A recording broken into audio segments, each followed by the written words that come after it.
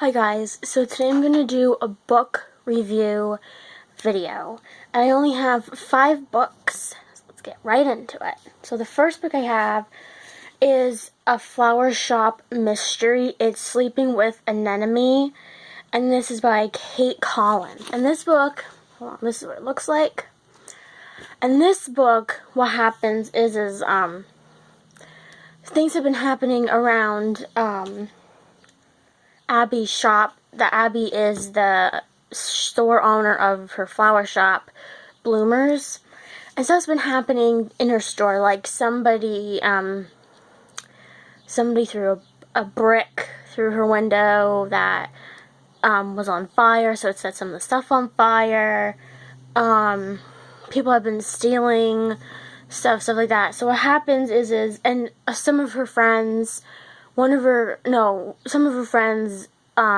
got followed by like some strange van and stuff like that, and she has to figure out who is behind all this.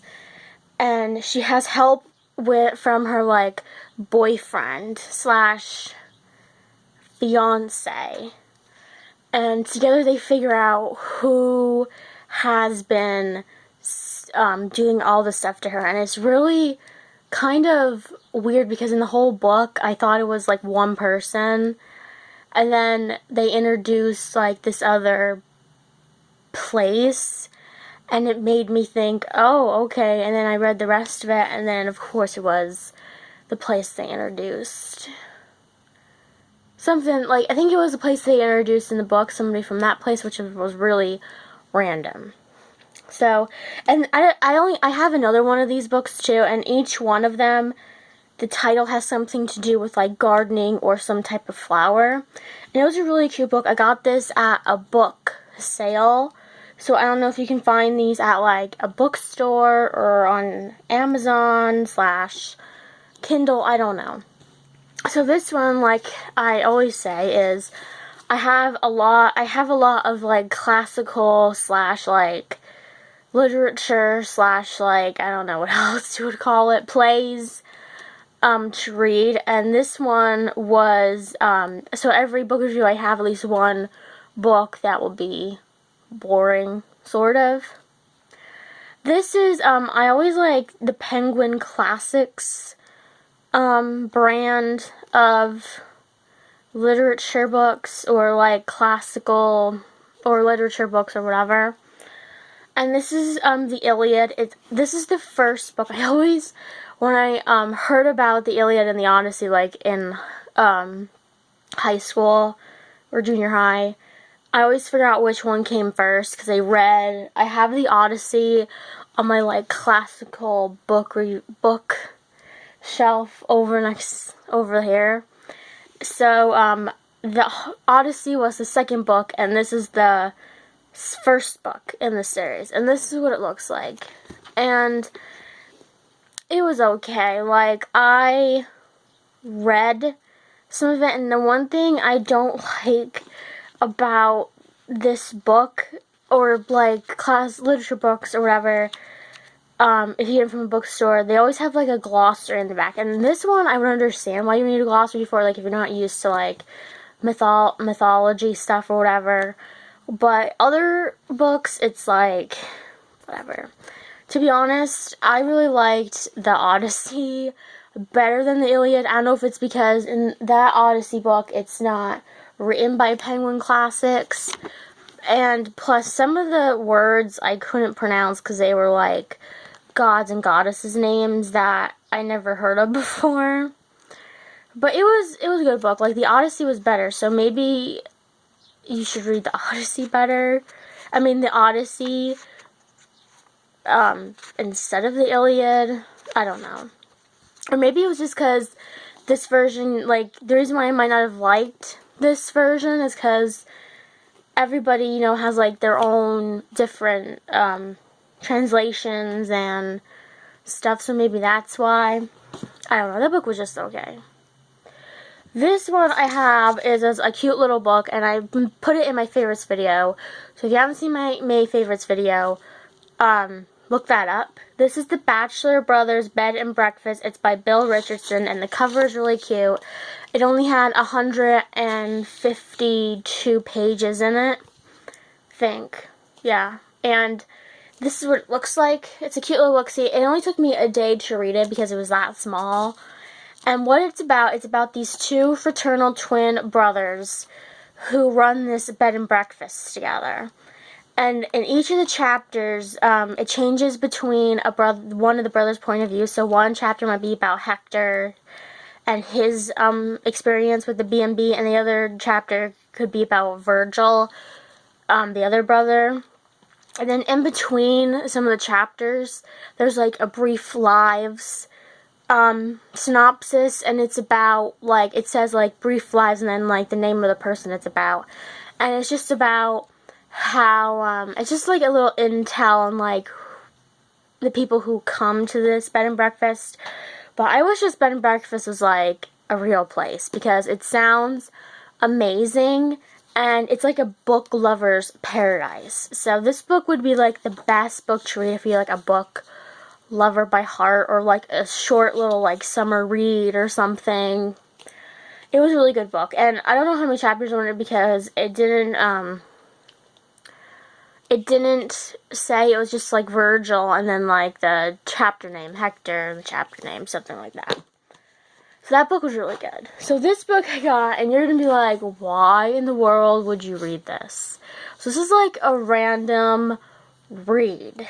And this is called, I don't know how you say the second guy's last name. So this is just called A Guide to Dogs. And, excuse me, and this is what it looks like. Now, I didn't really enjoy this book, because there was dogs in this book that you would never see in the US. Like, it says the dog's name, and then it gives like a little brief description, and there's like a picture of each dog. This is what it looks like this. It has like the origin, a description, personality, uses, and a note sometimes. And there's lots of dogs in this book that I never heard of before, and it says like, oh, you can only find this dog like in Switzerland or the UK or something, because they're not recognized by the American Kennel Club here, or by like I don't know what the other one was, the English Kennel Club or something. I think that's what it was. And some of the dogs, to be honest, sort of looked exactly like the ones that, like, I didn't know anything about, like, the ones that aren't, like, from the, like, around, like, the ones that you can only find, like, in certain places. But it does tell you, like, there's, like, a little introduction in the beginning, and it tells you, like, the history of dogs, like, ancient history, modern history, and then it goes into, like, how to pick out a puppy and stuff like that, and what breed's good for you. And then it goes in, like, these weird sections. Like, I thought in the beginning it was going to go by, like, the, like, dog show groups, you know, like the toy, terrier, hounds, non-sporting, sporting, stuff like that. But it doesn't. Like, the first one was, hold on, you guys. The first one was working dogs. And then it was the terriers, hunting dogs, companion dogs, toy dogs, had greyhounds, and then it was like the glossary and the index. That does not sound like, the greyhounds aren't a thing in dog shows. They aren't a group in dog shows, and companion dogs, the same thing. So this book was kind of a little bit weird, because most of the dogs that you see, like, in different groups, like if you watch dog shows, were all lumped together in like the working dog group or like the companion dog group. So the last book I have is by David A. Shugarts. I don't know how you say his last name. And it's called The Secrets of the Widow's Son, the mystery surrounding the sequel to the Da Vinci Code. And this is what it looks like. And this book I don't recommend you read at all, unless you're just starting to read the Da Vinci Code. So what happens is, I read the Da Vinci Code series like a really long time ago. Like, I don't even remember. Maybe like in like like 9th or 10th grade, I don't know. So with this book, what happens is it's supposed to be about what the third book in the series was. I forget what the third book in the series was, but they call it the Solomon Key, and I don't think the third book in the Da Vinci Code was the Solomon Key. I don't think that's what it was called. But what it's supposed to be about is it's supposed to be about what Dan Brown, the author of the Da Vinci Code series, would write about. It's not like a spoiler alert book where it's going to tell you everything that happens, because it doesn't. But it goes through like this introduction, and it has 4 to 5 chapters in it because some of the chapters are like extremely long. And what it's usually about is basically it's about different groups that Dan Brown talked about in the Da Vinci Code and Angels and Demons, the second book in the series. And let me tell you, it was basically sort of like a recap book, because it would say like, okay, it would talk about the Freemasons, and then the writer would go into, this is about, remember in the Da Vinci Code where blah blah blah happens to Langdon or whatever. And it was sort of like a recap book, to be honest. Like, there was a lot of history in this book anyway. Like, there was like the history of like the Freemasons and the Knights of Templar and stuff about the Mormons, which was really, really weird because I don't think in any of the Da Vinci Code series he even talks about Mormons. But whatever floats your boat when you're writing that book. And it was supposed to be about clues as to who the widow's son was, because apparently there's something in the summary of the back of one of the books that says something about the widow's son.